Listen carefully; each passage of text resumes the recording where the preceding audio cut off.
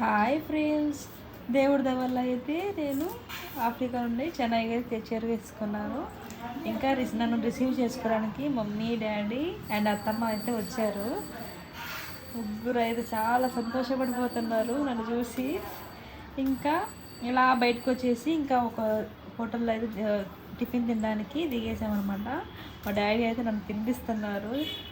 అత్తమ్మ అయితే ఇంకా దోశ అందరం దోశలు వడలు బాగున్నాయి. ఆ హోటల్లో అయితే చాలా బాగుంది, రీజనబుల్ కాస్ట్లోనే. మా అమ్మ కూడా తినిపిస్తూ ఉంది నాకు. అంతే కదా, కూతురు అంటే అంత ఇష్టం అనమాట. అత్తమ్మకు కూడా చాలా ఇష్టం కోడలంటే.